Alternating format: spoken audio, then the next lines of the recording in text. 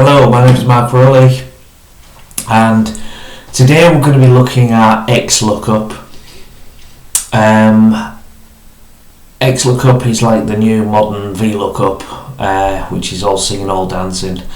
It's a relatively new formula to the market, or to Excel I should say. I haven't used it that much, so today we're going to see what benefits it has versus the VLOOKUP. So let's start. First of all, we've got some data here. Hopefully you can see my screen. Hopefully we've got some just random manual typed in data, and as you can see, this is fairly standard. Like I said, it's just been typed in and there's nothing special about it. So we're going to start with a VLOOKUP. So let's VLOOKUP there. And what we'll do is we're going to VLOOKUP to see which warehouse stock code a random JJJ would sit in. So I'm going to type in here JJJ, and I'm going to say equals VLOOKUP open bracket. I'm going to step into the formula and I'm going to say go and look up value JJJ.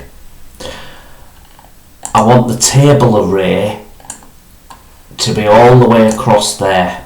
Now this is really important because if you notice, I've picked a stock code JJJ, and stock code is the first column of my data. With a VLOOKUP, whatever you're looking up has to be your first column. So in many ways that's a handicap. You have to sometimes shuffle your data around. So for example, if my stock code column was over here, I would have to do something to the left hand side of my data to make this work. Column index number, we then count the columns. How many columns do we want to go across? If you've got masses of data, and sometimes that is the case, you have to then start using your fingers and your thumbs, how many columns, A, B, C, D, E, and so on. We're quite fortunate, we've only got 4 columns. We know that we want to pick out the warehouse, so we're going to put the number 4 in there. And then what type of match do we want? We want an exact match, so I'm going to put a 0 in there and click OK. And it's done, it's served its purpose, it's done okay. Like I said, one of the main handicaps is whatever it is you're looking up, and in this case it's the stock code, it has to be your first column that you're looking down.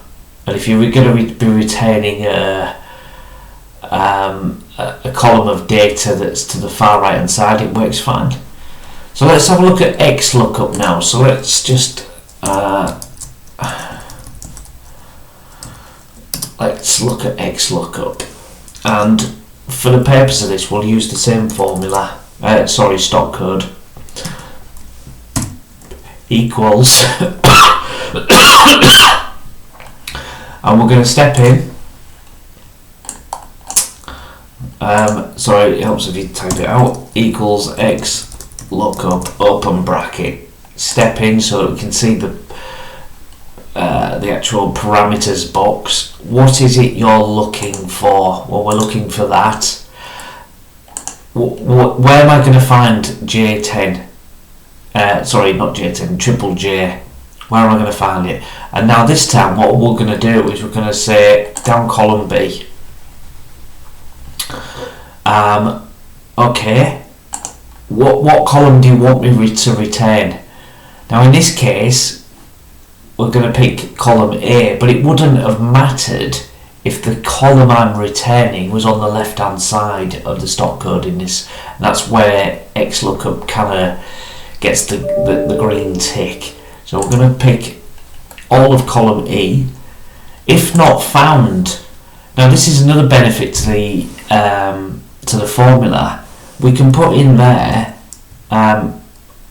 normally I would put something like that, so in order to give me a blank.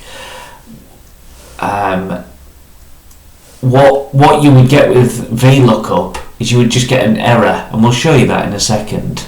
And if I'm going to click OK, and it's giving me the same answer, which is great. If I now change that to ZZZ, it'll give me a blank cell.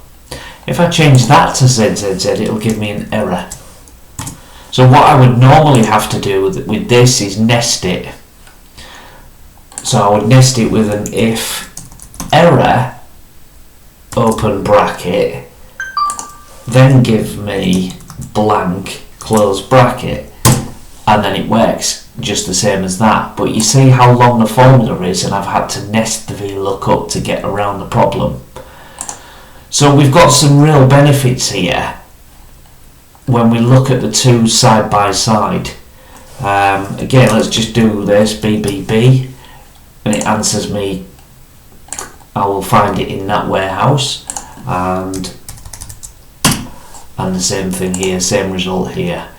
So that's side by side a VLOOKUP versus an XLOOKUP, and you can see straight away an XLOOKUP is far more powerful because it's got more built-in features into the formula. Like and subscribe. There will be more videos on this because I want to show you how it compares to where you don't need to do an index match and things like that. And just before I finish on this point, obviously an XLOOKUP can proceed and improve on a HLOOKUP as well. So this applies to VLOOKUPs and HLOOKUPs, and an XLOOKUP is far more superior. So like I said, there will be more videos on XLOOKUPs to follow. Like and subscribe. My name's Mark Rowley, and I will see you on the next video.